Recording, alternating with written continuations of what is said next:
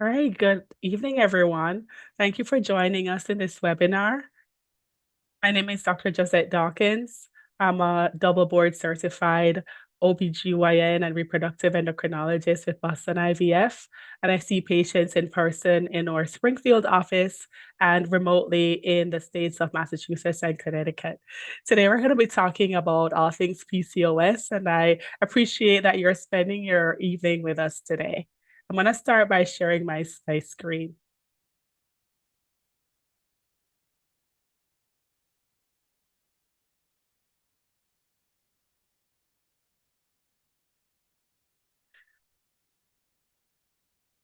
All right, so what is PCOS? PCOS stands for polycystic ovary syndrome, or you may hear it being referred to as polycystic ovarian syndrome. Essentially, it's a hormonal imbalance of reproductive hormones that has systemic effects. So, what causes PCOS? There is consideration that there's a genetic component as well as an environmental component. And so the underlying process is that there is excess androgen secretion, which is usually in the form of testosterone, which can lead to one of the physical manifestations of hirsutism, which is excessive hair growth, particularly in a male distribution. And this elevated testosterone level also predisposes to insulin resistance and elevated insulin levels, which then causes an ovulation. Elevated testosterone levels also increase luteinizing hormone levels, which is one of the hormones from the pituitary gland, which is important for normal ovulation. And so, um, elevated insulin levels also decrease sex hormone binding globulin, which also feeds into this hirsutism. So, essentially, whenever we talk about PCOS, you may hear the terminology that is a very vicious cascade.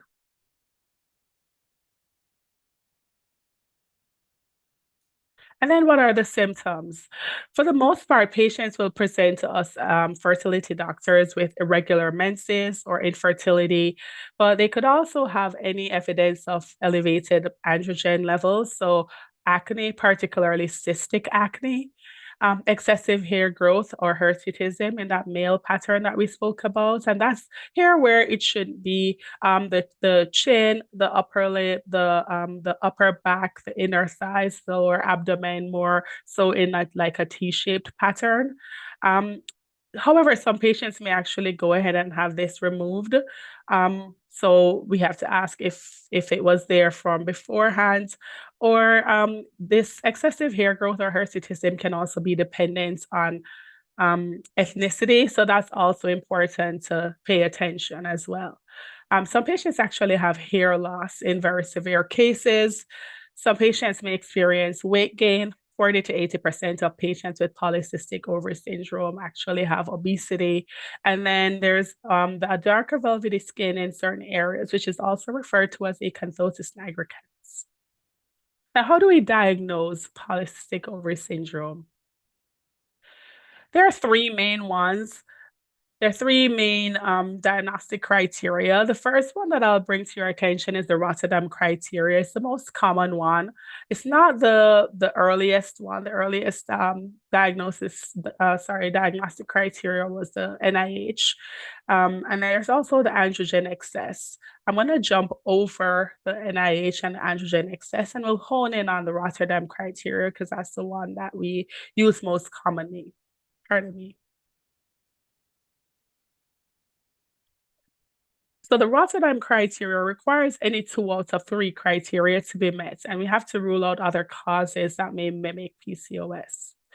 It's a much wider definition. It particularly includes women without that androgen excess. So two out of three. So either irregular cycles or not having cycles, excess androgen activity, which could be clinical or just on blood work, and polycystic ovaries, which are seen on ultrasound. Excuse me. So this picture here is depicting excessive hair on the upper lip. She probably shaved it or used something depilatory to remove it. But hairs on the upper lip should not necessarily be present in a female. And this is depicting a polycystic ovary. So I think about the ovary as being like an oval shaped cookie. If you could see these black circles, they're follicles. And I think of follicles as little houses that the eggs live in. We can't see the eggs because they're microscopic. And so in polycystic ovary syndrome, what happens with the excess androgens, there is what we call a stromal hyperplasia, meaning that the middle part of the ovary becomes very bright white and it gets enlarged and it pushes all of the follicles to the periphery of the ovary. So, another terminology that you may see when you look up polycystic ovary syndrome is a ring of pearl sign or a ring of pearl appearance, and that's just all the follicles being pushed to the periphery. So how do we test for polycystic ovary syndrome? Well, I've had patients walk in and say, "Hey, I think I have polycystic ovary syndrome." That's one way.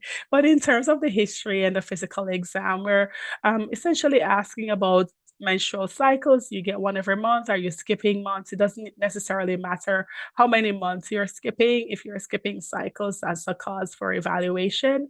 Um, if she also gives a history perhaps of infertility, weight gain, etc. On physical exam, we pay attention to things like BMI, also looking for signs of androgen excess. And then in terms of testing, we want to do things like blood pressure measurements and hemoglobin A1C, as well as blood tests for testosterone and other androgens, pelvic ultrasound as well, so that we could exclude other causes that could look like PCOS.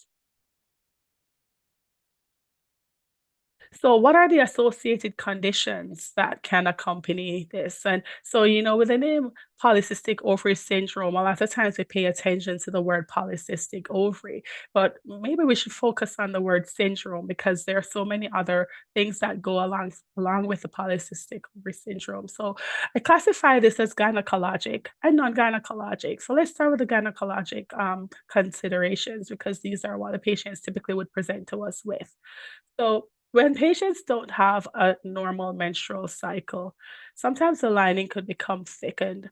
And without this ordered shedding that happens with um, creating a follicle, releasing a follicle, then the cells that remain back start to secrete progesterone. And then when there is not a pregnancy, there's a withdrawal of the progesterone. And then you have an ordered shedding of the endometrial lining. And this is what happens normally. Well, with patients with PCOS, they don't have that ovulatory cycle. They don't have ovulation and that ordered shedding. So it's very disordered shedding that could cause either cycles where they don't have any bleeding, then followed by very prolonged bleeding, and then this irregularity could cause areas in the lining to overgrow, which could cause polyps, and then polyps can become hyperplastic. And then, of course, with long-term changes, it could actually become cancerous. Then there's infertility from not ovulating. And then, unfortunately, our PCOS patients are also at a higher risk of having miscarriage. So the non-gynecologic conditions, obesity, as we mentioned before, up to 80% of our friends with PCOS can have obesity, insulin resistance, prediabetes, and diabetes, sleep apnea and its resultant other comorbidities such as hypertension. Some patients are at risk for strokes, heart disease. There's also a risk of elevated cholesterol, anxiety and depression, cardiovascular disease and strokes, as well as thyroid disease. And what are the ways that we could treat polycystic ovary syndrome? The first thing is that it's a chronic condition. So it requires long term management. And so we tend to start off with lifestyle modifications. Lifestyle modifications would include diet and exercise, and this is going to be critical, especially for our patients that have obesity. For the patients who are lean PCOS, that would comprise maybe 20 to 30% of the population. Weight loss is not very beneficial to them. And so at Boston IVF, we actually do have somebody, Hillary Wright, who could help our patients with dietary changes. The long and short of it is to avoid simple sugars because, again, that hyperinsulinemia becomes worsened with not sticking to an appropriate diet. And so, diet and exercise would be a very critical part of the treatment for our patients with PCOS. And then there are medications and surgery. Specifically, weight loss would we would recommend at least 5 to 10% of body weight to be lost in our patients. Sometimes this alone is sufficient for patients to cycle normally. In terms of medication, we could think about the medications in terms of what are we trying to treat. So for us, we're trying to help our patients conceive, and for some patients, they're just not ovulating normally. And so we could assist them to ovulate by using ovulation induction or ovarian stimulation drugs. So for the pill format, there are two main ones, clomiphene citrate or Clomid, and letrozole or Femara. Um, Either one of these may be acceptable, although personally I do prefer letrozole. It does have a better side effect profile. And for some patients, with long-term use, it does not cause that effects on the lining of thinning out the lining as clomiphene does. And then clomiphene citrate at a higher dose can actually cause mood changes as well. And so the choice of medication can be individualized to the patient. Obviously, if one doesn't work, we could always try the other one. And I've had used these in combination for patients. Classically, we would start anywhere in the cycle from day 2, 3, 4, 5. They take it for 5 days, then the medication would finish, and they would have you come in for monitoring. I strongly recommend monitoring for patients with polycystic ovary syndrome because sometimes the ovulation predictor kits just aren't efficient due to the elevated luteinizing hormone that we spoke about previously. And so the ovulation predictor kits are actually measuring a metabolite of luteinizing hormone in the urine. And so if it's already elevated at baseline, then it becomes difficult to interpret the ovulation predictor kit is like just always positive, and then it's difficult for the patient to know if she's ovulating or not. So I would say speak with your provider and see if the ovulation predictor kit might work for you, or if you should just have monitoring. And then finally, there are gonadotropins. I use gonadotropins sometimes with depending on the patient's presentation. So for some of the patients who have lean PCOS, they may actually also have a hypothalamic component. And so they may not necessarily respond well to the letrozole or the Clomid, and they actually need these shots at a much lower dose than we would use for IVF. And these would be the same drugs, gonadotropins, that we would use for IVF.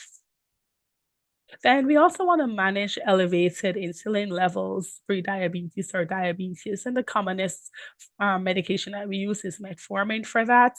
If a patient doesn't have an elevated HbA1c, I don't particularly prescribe it that much, but it's something worth talking about with your provider as well. It does have side effects. I do titrate up this medication starting with 500 milligrams and then just going up as the patient could tolerate. And then for some patients who have irregular cycles, for instance, if they don't want to take something to interfere with their hormones, or if they're sensitive to other medications and they just want to regularize their cycles, we could do some Provera to help cause that withdrawal bleeding and just protect the endometrial lining.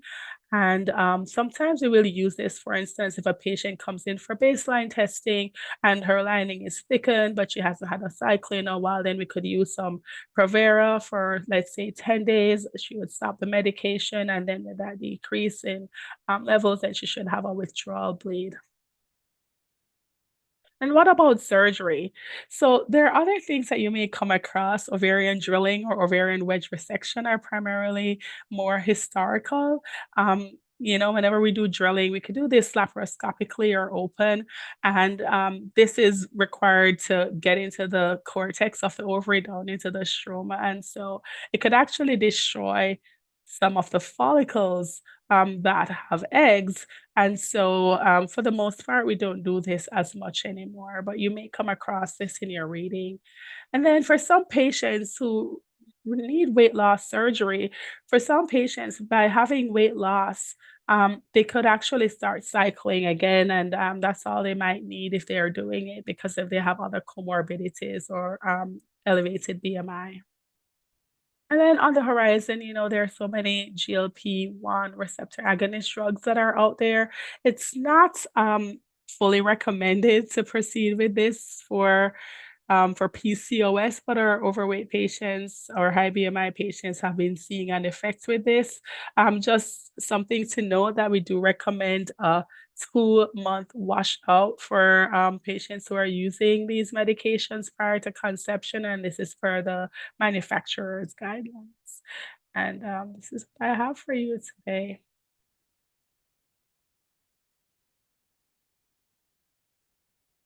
I could take any questions that you have. How do you determine that PCOS is insulin resistant? Well, insulin resistance is a part of PCOS. And so in some of our testing, we could actually measure your fasting insulin levels and see if it's elevated or not. And that could be a part of figuring out if you have insulin resistance from a blood work point of view. Other physical manifestations of insulin resistance include acanthosis nigricans, which is that dark velvety appearance of skin. You could see it like in the back of the neck, under the armpits, places like that. And also, some patients just have overt elevated HbA1c or blood glucose levels. So that's a very good question, Teresa. Thank you so much for asking that.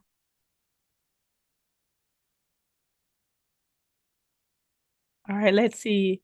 Um, if you have PCOS and you are labeled as insulin resistant and not trying to conceive, who do you see? So that's a good question. And so if you have PCOS and you're insulin resistant, if you also have like pre-diabetes or something, this is something that maybe your primary could help you to manage.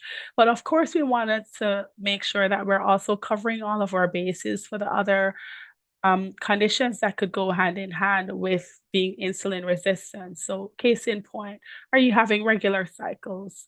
If you're not trying to conceive and you're not having regular cycles, I'd recommend perhaps the birth control pill or some Provera, which your OBGYN could assist you with, as well as if you have want to make sure that your cholesterol levels are appropriate, then perhaps your primary could assist you with that. So I would say it would be more of a multidisciplinary approach to the care of for the patients who are not trying to conceive. And I hope I answered your question there. You're welcome. Excuse me.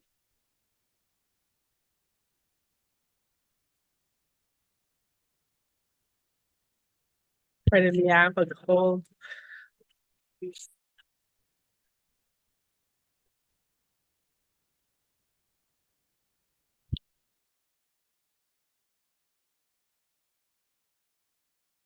What is the best drug to trigger ovulation for women with PCOS?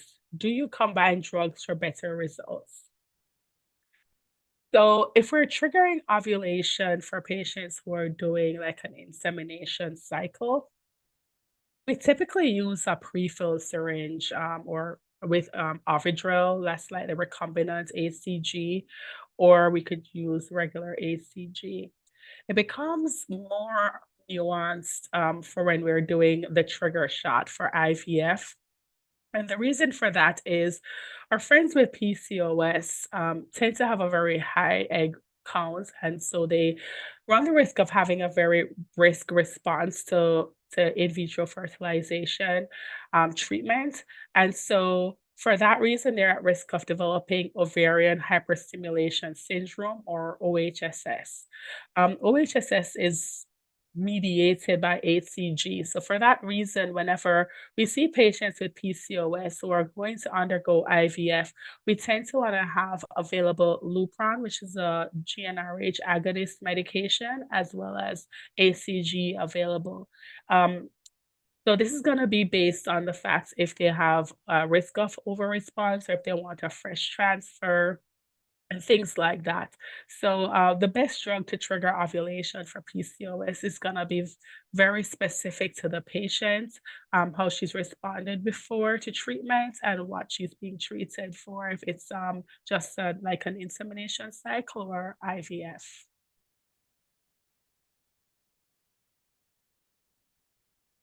Would you recommend egg freezing for those with PCOS? That's a good question. And so it depends on why egg freezing. Is it social?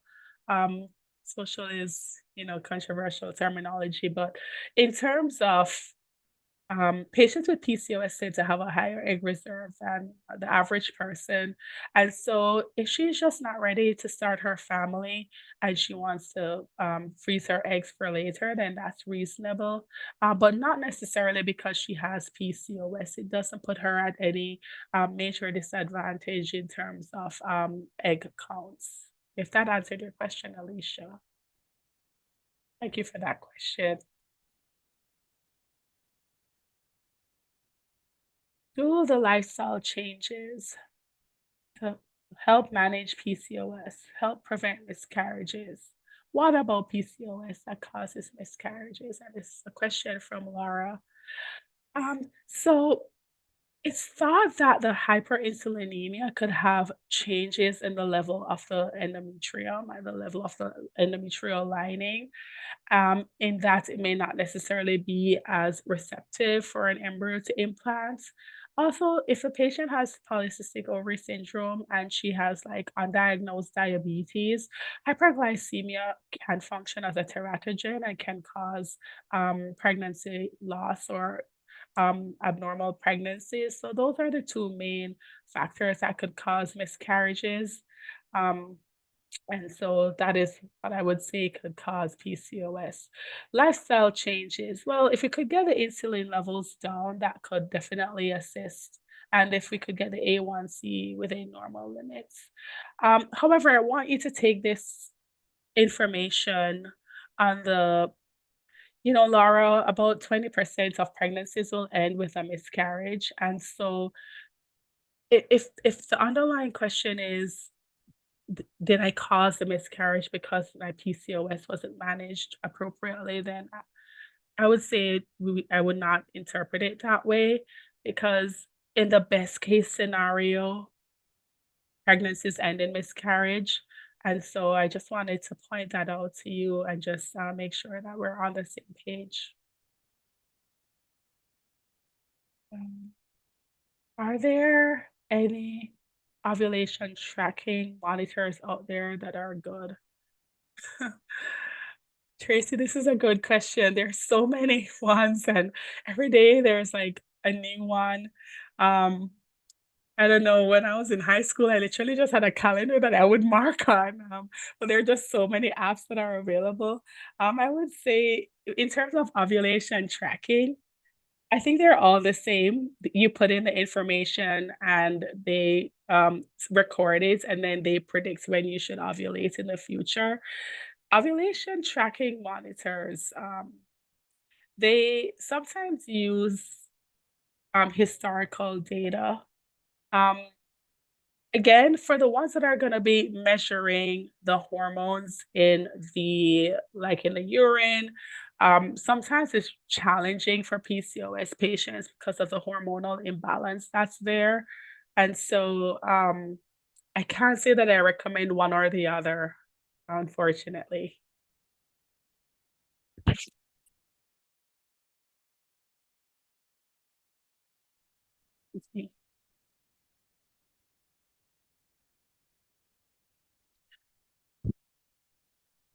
Are there any financial resources that may help with the financial part of IVF? Yes. Um, so I think we're pretty fortunate that we live in Massachusetts. Fertility is mandated in the state. However, there are some insurances that won't necessarily cover fertility treatment because, let's say, they're headquartered in like another state that fertility isn't mandated. Um, in that instance, it could become a financial burden for our patients. And so, some of the things that I recommend, there's this website called resolve.org. There on there, if you navigate to their financial page, there is like a really long list, and if you click on each thing, it like expands, and you could see so many different options that could help with resources to help with IVF. But if you're in the state of Massachusetts or a mandated state, you could also just change your insurance, change your job, change something that you could get some coverage. Um, let's see. I've heard that gluten and dairy-free diets are best for PCOS. Is that true? Excuse me, I'm so sorry. I have this cough here. Um, the gluten-free diets are best for people who have gluten sensitivity. Gluten and dairy can cause inflammation for some people. However, having said that, one of the things that we think about with patients with PCOS is simple carbs. So what do we mean by that? We're talking about like white bread, white flour, and all of those delicious things that we like to eat. Um, Patients with PCOS do a whole lot better with complex carbs. And so I would say if you're not completely gluten free, you should consider just introducing more complex carbs to the diet. And a nutritionist should be able to help you figure out best the better combination to consume for your diet. Um, let's see. I've been thinking of IVF for a better success rate, and that's euthanasia. Um, so when we look at all patients who show up for with infertility, the short answer is going directly to IVF will get you pregnant faster. Um, and IVF also has the benefit of having extra embryos. You could have them cryopreserved or frozen for later use. So it definitely helps to space out your family. Having said that, for some patients with PCOS, they just need to ovulate. And so by trying ovulation induction or ovarian stimulation with tablets, they might be able to conceive with that. And so it's in terms of thinking of it as something that's less invasive as opposed to something that's more invasive. IVF has its own set of complications that, if somebody could get pregnant with ovarian stimulation, that's fine. Excuse me, ovarian stimulation in the form of the pills. However, you consider other things. So, is there like another factor that would make IVF more successful? Like, is there a male factor, or is there a tubal factor, or is the woman older, or has she had pregnancy losses, or is there something else going on? And so, the short answer is IVF will get you pregnant faster. But it's reasonable to consider other options as well. Great question, Tanisha. Is it harmful to keep taking letrozole for several cycles in a row with Avidrel? I would say no. They did some research on patients who are using Clomid.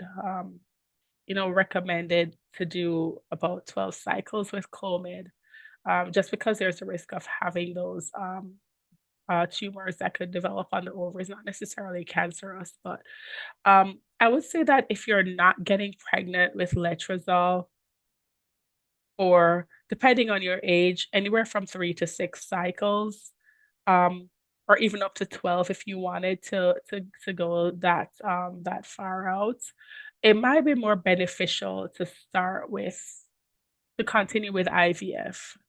So, if you're up to 12 cycles with letrozole, not getting pregnant, it might be reasonable to consider something else. Definitely after 3, if you're over 35, definitely after 6, if you're under 35. Um, but, to keep going is not necessarily harmful, but it may just not be beneficial. Great question. Thank you.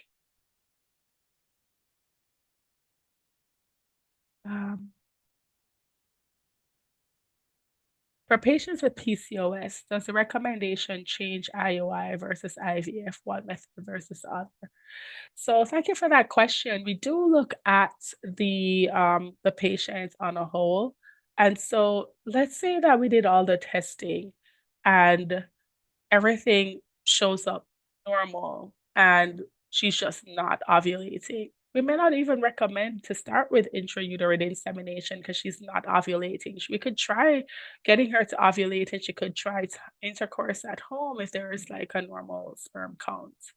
Um, the recommendation would change for IUI versus IVF if there's an indication for IVF or versus IUI. So one of those indications would be is there like a blocked tubes, for instance. If there is tubal factor, then we would recommend IVF to bypass the fallopian tubes because the egg and the sperm, they come together in the fallopian tube for fertilization. And so if the tubes are not functioning appropriately, then the next best step would be IVF. Also, if there is severe male factor, we would recommend IVF. If she's done several rounds of IUI and it's not working, then we would recommend IVF. Excuse me. I'm gonna just get this cough drop. Mm. Is there a typical treatment timeline for those with PCOS who are trying to conceive, like baseline testing, then IUI times, then etc.? Okay, yes. So whenever I meet a patient who comes into the office with PCOS, if she has the diagnosis already, then what we're doing is we're checking to just make sure that her cardiometabolic state is intact. So like her BMI, her blood pressure, her weight, etc. And then we could do the routine fertility workup and then start treatment. If PCOS is suspected and she walks in and maybe she just has irregular cycles or she has abnormal hair growth and we need to come up with a diagnosis of PCOS, then we would add in some of the androgen labs. We would still do a baseline pelvic ultrasound, and then we would meet again to discuss what this diagnosis would mean for her, as well as the next steps. Usually, we're able to get to that point in 2 visits, the consults, the testing which we could complete in one cycle, and then the follow-up visit which we could proceed with after the testing has been completed, and then thereafter we could just proceed with treatment. So I would say for the patient who walks in through the door, we should be able to get them into a treatment cycle within maybe 6 to 8 weeks of initial presentation, and that's just because if we do any kind of genetic testing, that test does take up to 3 weeks to result. And so we do want those results before we start fertility treatment. I hope I answered that question. Um, what is the reason why people with PCOS tend to have a higher egg count? Great question. So could it be that they were born with more eggs? It's possible. Could it be that well, to answer that, the physiology of what happens with eggs is that we're all born with our eggs as women, and so um, we start to lose them even before we're born. And so at puberty, a certain group of eggs become available each month. And then one egg would be released because it's sensitive to that feedback loop mechanism from the pituitary gland in the brain, which would include follicle stimulating hormone or FSH, luteinizing hormone or LH, and those would act on the FSH would act on the ovary to cause the egg to be released, and then that would feed back and cause that cascade, and then the luteinizing hormone would cause the FSH causes the egg to develop, and then luteinizing hormone causes the egg to release. So for patients with PCOS, they're not cycling like that. And so, one of the reasons when we look at their ovaries, all of the follicles, which is the little house for the eggs that the eggs live in, they're just literally just sitting there. So is it that they're born with more or they're just not ovulating, right? That's something that is not 100% clear. Excuse me. Question here. If you can be anovulatory but meet other criteria for diagnosis, would you still consider this the cause for infertility? Um, so if you're not ovulating and you meet the diagnosis for PCOS, it's very important to ensure that there is no other issue going on. And so we still do a full workup. This is very important. We still do for our patients who have a male partner, we still want to do a semen analysis. And for the female patient, we do want to check the fallopian tubes to make sure that they're open because this helps us to determine appropriate treatment.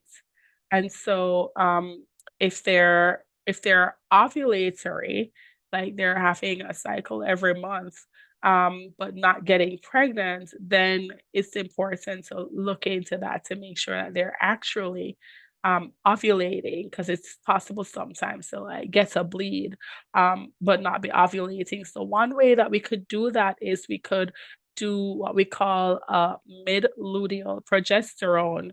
Um, which is essentially checking the blood progesterone level to make sure that it rose appropriately, and anything over 3 would be accepted as an ovulatory cycle.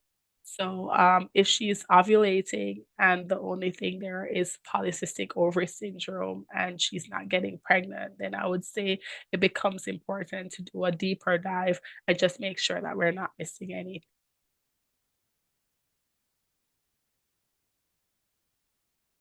Let's see. Um, Can you suggest important supplements for those with PCOS, especially ones that would help with fertility? Okay, so when we think about important supplements, one of the supplements that I would recommend would be like a prenatal vitamin. So always start with that for the folic acid, vitamin D, etc. There are lots of supplements out there. In talking with patients every day, I learn something new about what's going on in the fields of like Eastern medicine, or acupuncturist colleagues who have a bigger grasp on this. I would say speak with your provider if you meet with somebody who uses Eastern medicine. I would say what I do for my patients is I just check to make sure it's not going to interfere with any of the other medications that the patient is either A, currently taking or that I will prescribe. Um, but overall, I would say a prenatal vitamin, inositol, is useful as well for some patients. Vitamin D would be also very useful as well.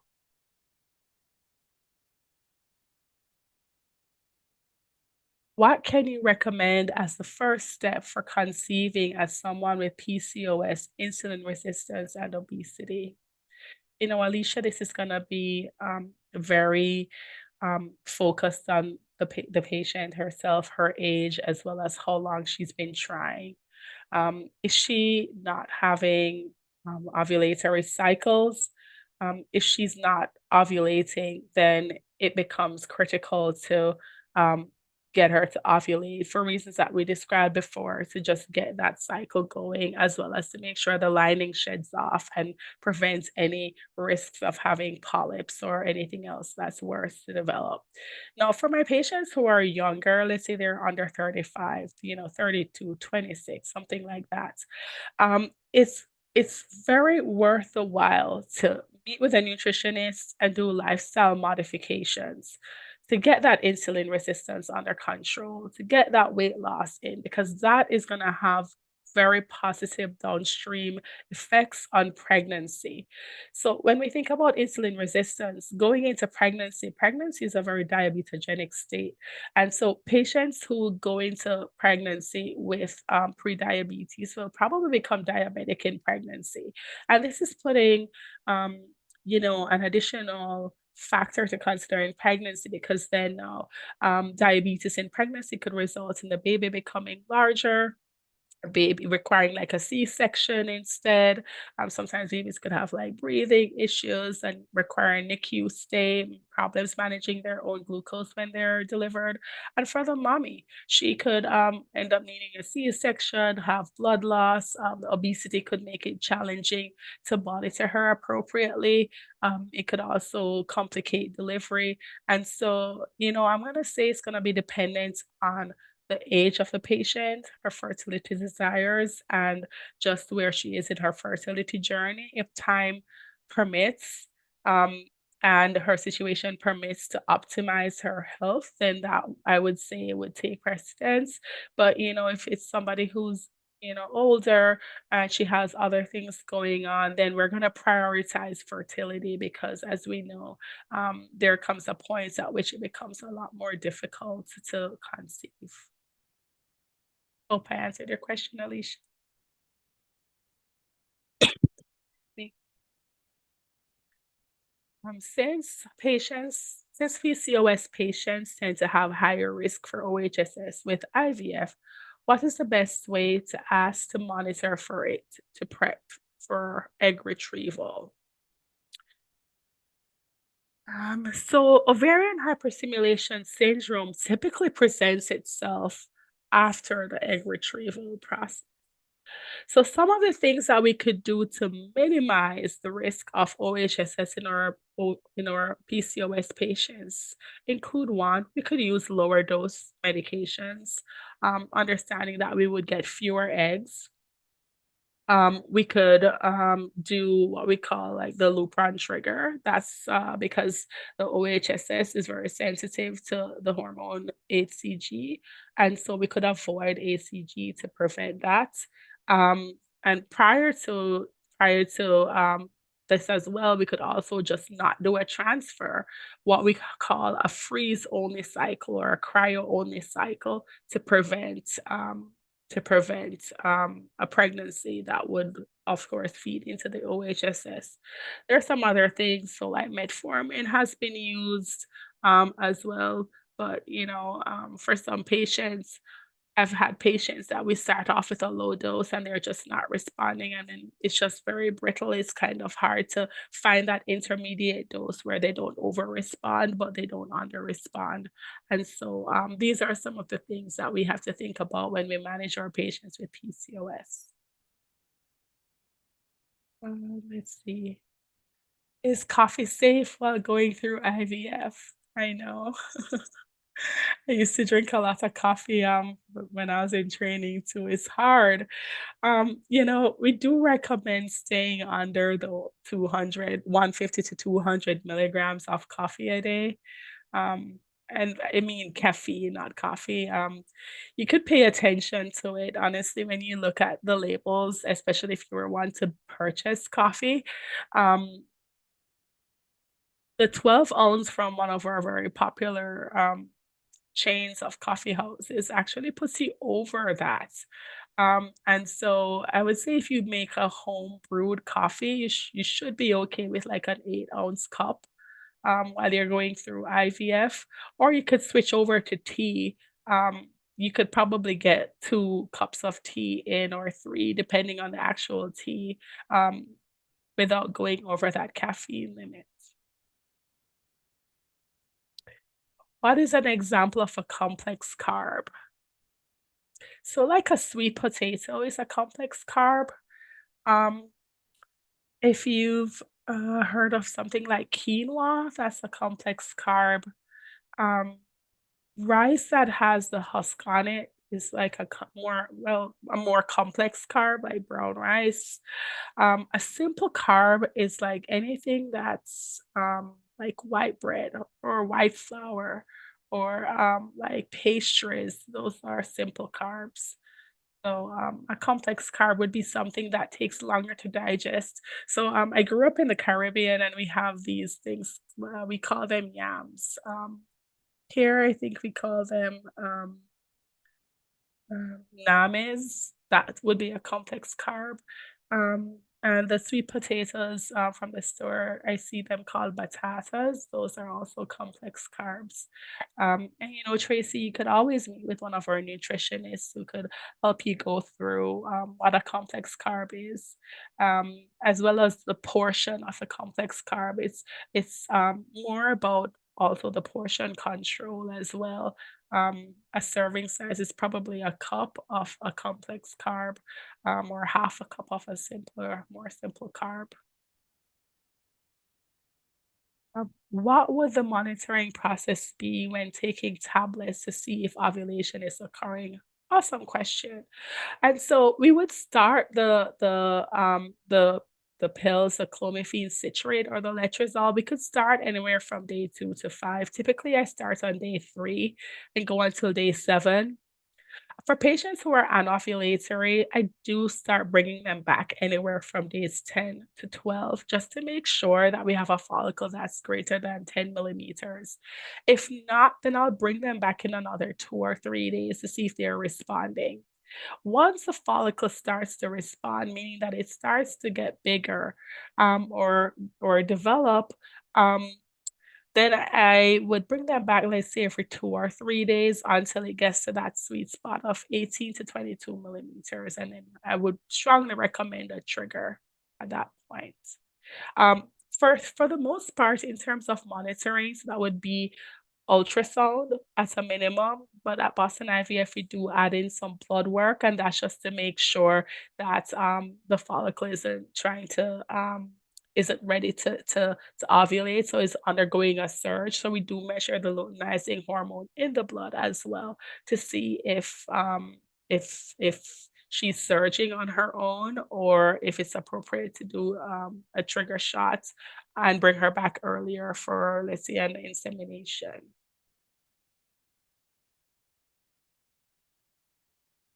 Do you get diagnosed with PCOS? So it's going to be a combination of history, physical exam, and testing. And in terms of the history, some patients may reach out and they may have irregular cycles. Excuse me, and by irregular cycles, I mean a period that doesn't come every. Some patients may also have very heavy bleeding, so they go for a long time without a period, and then they have like this very heavy prolonged bleeding. Some patients may say, I'm gaining weight and I don't know why. And some patients may say, I'm having this hair growing in my body that shouldn't be there, like in my face, in my back, in my inner thighs, my abdomen, etc. When we see that, then we'll do a physical exam and look for other stigmata. So part of it would be her blood pressure, her BMI, as well as just looking for, does she have acne? Does she have this excessive hair growth? In terms of the blood tests, we would do at a minimum looking for what we call androgens, the main one of which is testosterone, which you could do total or free testosterone. Um, and then we look for some other androgens because there are some things that could look like PCOS, but not, such as non-classic congenital adrenal hyperplasia. You may see that. So we screen for that.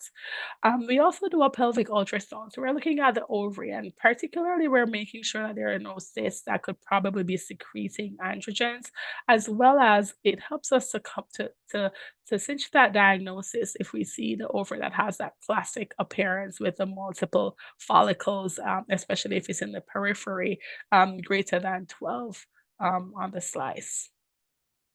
And then for the Rotterdam criteria, we just need 2 out of 3. So menstrual irregularity, clinical or biochemical hyperandrogenism. So if you have excessive hair growth, that's enough. And polycystic ovary on ultrasound, and just 2 out of that 3 can help us confirm the diagnosis. Once we make that diagnosis, so we do look for other conditions that could be present. So, of course, I do offer my patients checking for their thyroid. I do want to check their prolactin levels. I do want to check their fasting.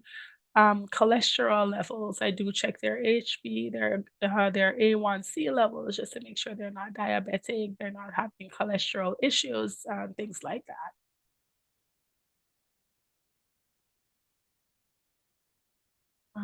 Can you explain IUI with PCOS? Why not? Yes. So, if the patient has PCOS and she's not ovulating, she's not having regular cycles and she's not ovulating, it's reasonable to try the ovulation tablets, letrozole, Clomid. And if the sperm count is normal with her male partner, it's reasonable to do intercourse at home. For our patients who don't have a male partner or they don't have a partner who has sperm and they have PCOS, or if they've tried um, intercourse at home and that hasn't helped, then we could definitely move on to intrauterine insemination, or we could just go there straight.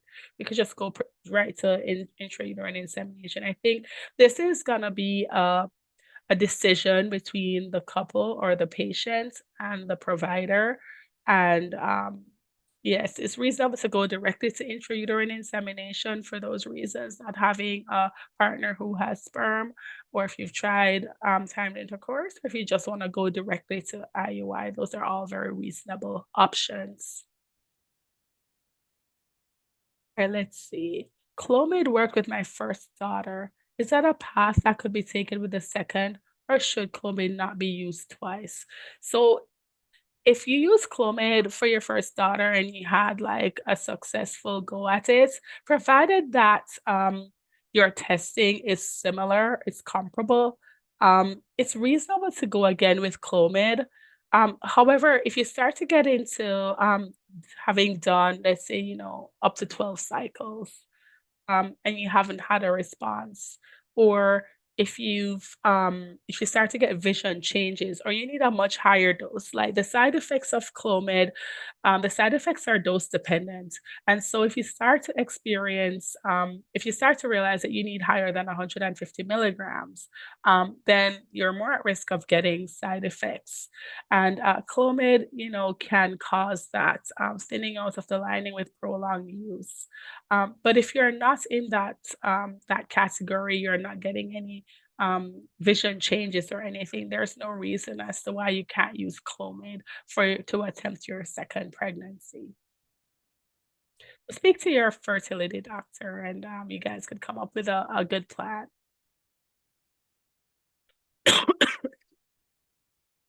Went to a fertility clinic in my different states. All my tests were normal, but my OBGYN determined I had PCOS.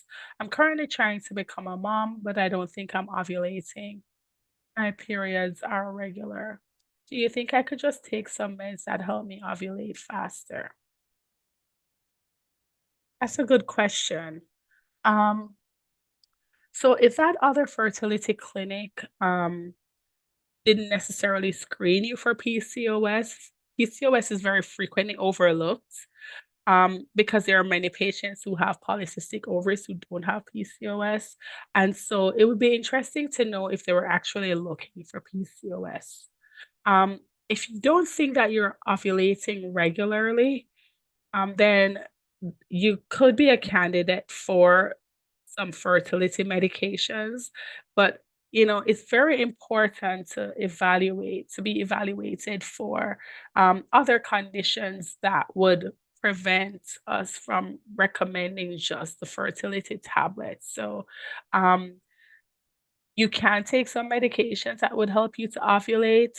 I do strongly recommend monitoring, because one of the things that could be frustrating for PCOS patients is figuring out the appropriate dose that they need to ovulate. And without tracking with ultrasound, sometimes it's difficult to know because the ovulation predictor kits may or may not work. And so there are two drugs out there, clomiphene citrate or Clomid or letrozole. Metformin has not been shown to be independently useful as an ovarian stimulation or ovulation induction medication.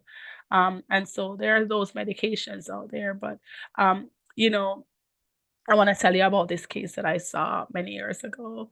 I saw this patient. She went and she got, I want to say it was Clomid. And it was the first time I'd seen quadruplets. It's very early, my career, and, um, she took the Clomid at home, and she ovulated, like, 4 eggs, and she was very young, and she had quadruplets in there, and so that's one of the risks of not being monitored. You could also, have, higher order multiples, and so, I do strongly recommend monitoring. If you're somewhere where you can't see, a fertility doctor or it's, like distance or something is prohibitive, perhaps you could tap into your regular OBGYN. And I do know that with the advancements in telemedicine, that more and more of these clinics are popping up that could help you. But of course, we're more than happy to help you out at Boston IVF. I hope I answered your question there. What BMI is needed for IVF? That's a great question. So whenever we look at BMI, um, it's very important to consider the age of the patient. If I meet a patient who is 40 and her BMI is elevated, I don't necessarily tell her to lose weight because at that point, fertility becomes more important. So at Boston IVF, our BMI cutoff is 45, and that's just the cutoff that we have that we're credentialed for. There are other clinics in the area that could accommodate a higher BMI. Having said that, having a BMI that is lower will improve your outcome for IVF. There is evidence that elevated BMI can cause some inflammatory changes and impact the follicle at a molecular level. There's also evidence that, it's difficult sometimes to necessarily reach the ovary during the egg retrieval process in our patients with higher BMI. And so it can complicate the issue. I would say if time permits or other factors permit to optimize your health and get a lower BMI, that's always the more appropriate option. But if you're somebody who might be older, fertility is on the line, I would say have that heart to heart talk with your physician, with your fertility doctor, and just make a very educated decision at that point. What brands of prenatals are the best? I can't say that one brand is superior to others. There's so many out there. Um, you could look at in terms of, is it vegetarian? Is it vegan? Is it a gummy? Is it a capsule? Is it a pill? Um, it's important to read the label. The prenatals don't carry iron and calcium together because they will like bind to each other. And so the gummies tend not to have iron, whereas the tablets tend to have iron. But in that point that you're attempting conception, the iron isn't that critical. You could like get that from food or a separate iron pill if you're anemic, or just take a folic acid supplement if you're not. And so I can't say that there's one brand that's superior to the other. It probably boils down to what you personally like. Mhm.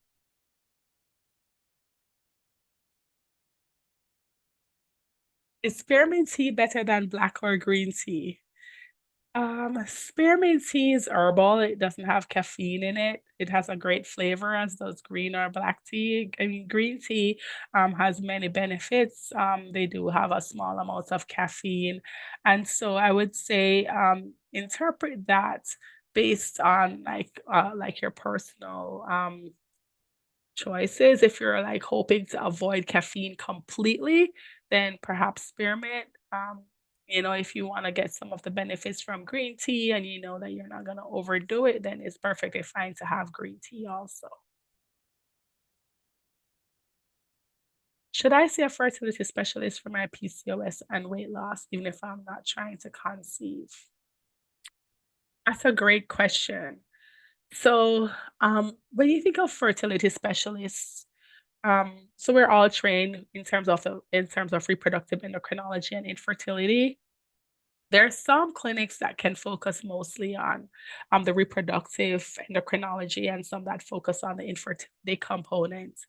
I would say it depends on your fertility specialist and if that's something that they could help you out with. I, for one, I'm always happy to counsel and educate patients about weight loss and PCOS and get them plugged in.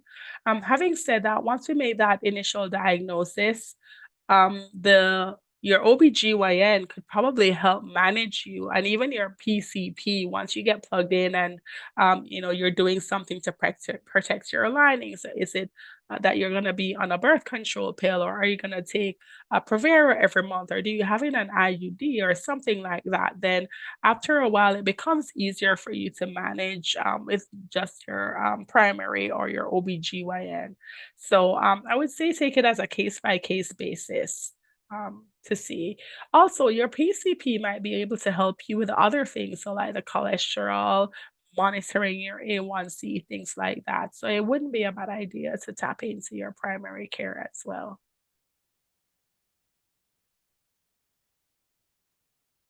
Yes, Boston IVF uses embryo glue, and that's something that we could have for you if you so desire.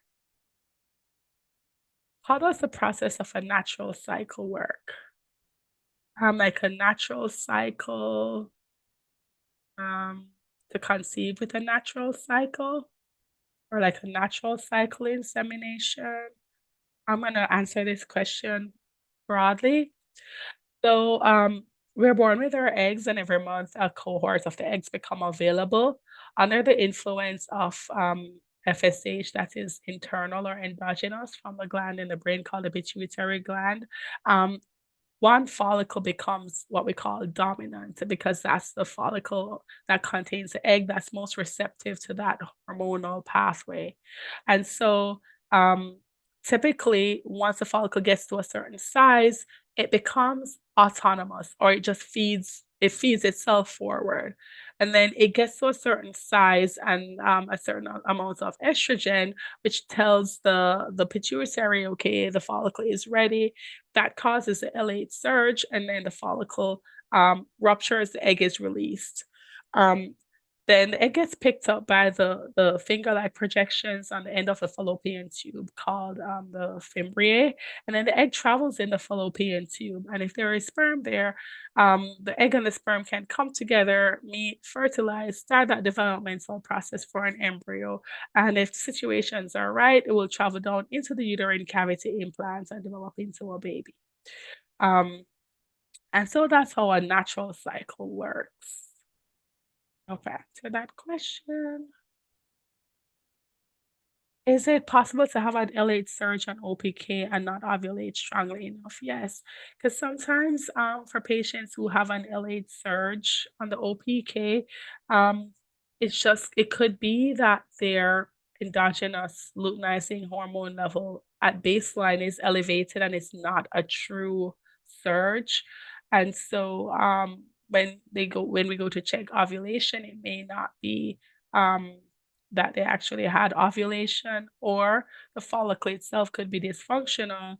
And usually, after ovulation, the cells that remain back from the follicle should form a corpus luteum and secrete progesterone. But because there is just this disordered hormonal situation, like this hormonal imbalance, sometimes the progesterone is low, and that's important to figure out with your provider as well. For some of our patients, we do offer supplemental progesterone to help with that. Talking about inositol, which is better, inositol supplements that has inositol or D-chiro. Um, Inositol that I've seen, um, most popular, I believe, is just the regular inositol. I haven't come across any studies that say which one is better than the other, but I will definitely look up this question and see if I could recruit or friends at Boston IVF to post this if I find anything differently.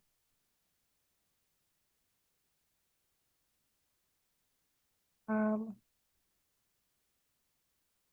What is the success rate with an IUI? It's going to be dependent on the age of the patient, her egg reserve, her, excuse me, her, mostly her age and any other factors.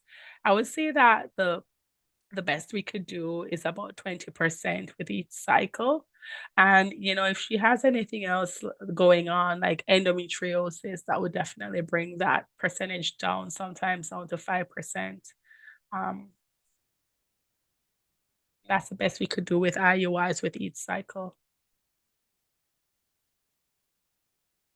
Is there a high chance of getting pregnant with, I think the question went away, with IVF with PCOS? Yes, very high chance of getting pregnant on the first round of IVF. And also the benefit exists of having multiple embryos. And, if not successful, then we could always try again. Fertility is just so tied to the age of the woman. And so for our patients who are under 35, they're going to have the highest chances of success. Whereas, for those who are a little bit older, it drops off accordingly.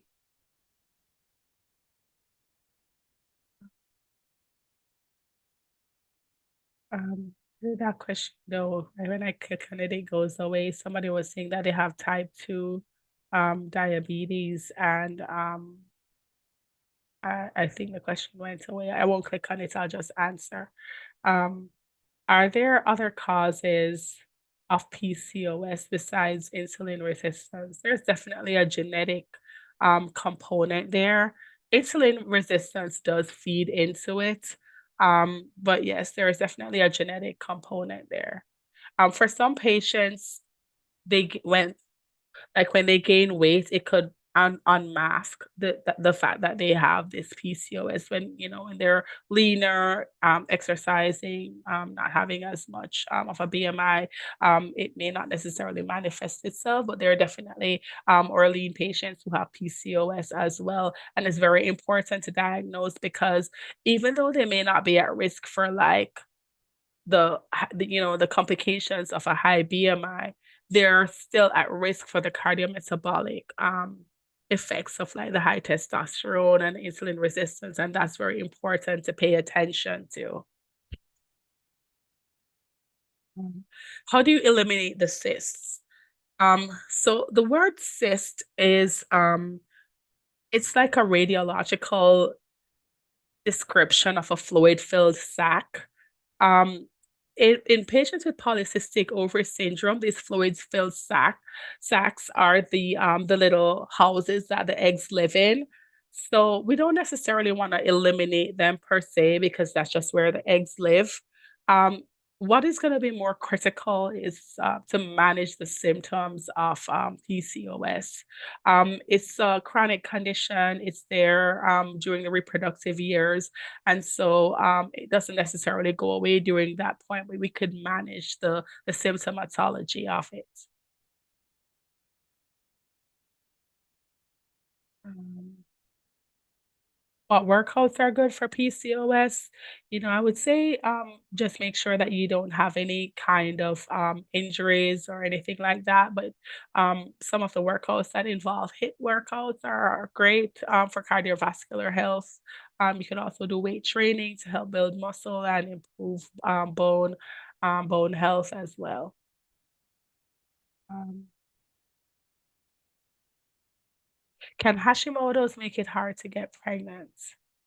Um, My fiance has been trying with no luck. Any suggestion? She's been on leave for 4 months. Hashimoto's can put a wrench in your fertility journey. It could also increase your risk for pregnancy loss.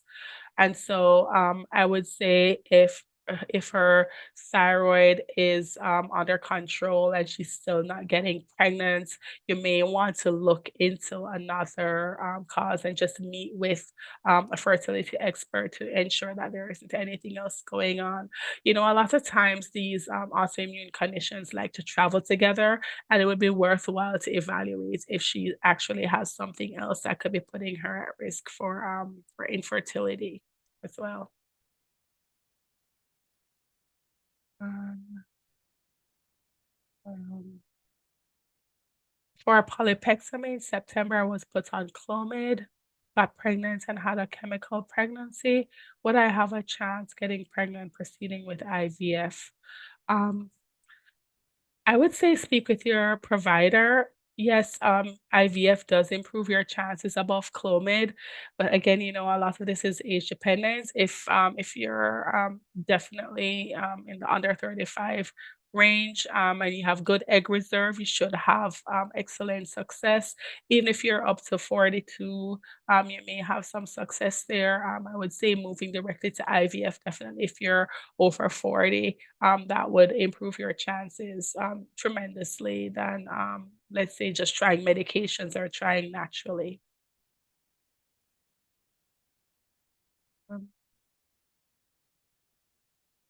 I think I answered all those questions. Thank you for all of your questions. Let's see, I see something over here. Um,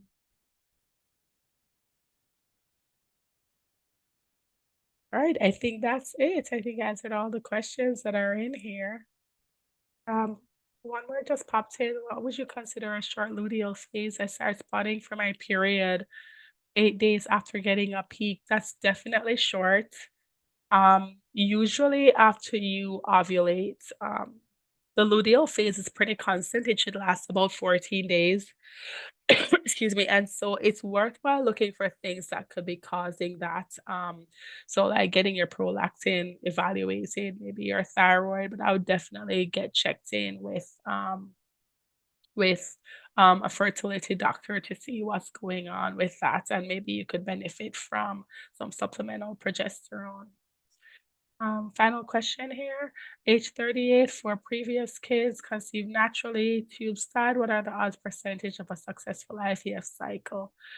If you have normal egg reserve, you should have a pretty good chance of a successful IVF cycle. Again, it depends on the other factors like what your the male factor, what's your actual egg reserve. Um, the one thing to be aware of, once you get a tubal ligation, um, it becomes challenging to get coverage for IVF, particularly in the state of Massachusetts. So that's something that once you reach out, you might want to consider some financial counseling as well to help you with that. Right. I think that's it for questions. I want to thank you all for joining us for this webinar. Um, if you have any further questions, feel free to reach out to Boston IVF, or you could join us for another one of our sessions. It's been a pleasure having you and meeting with you, and I hope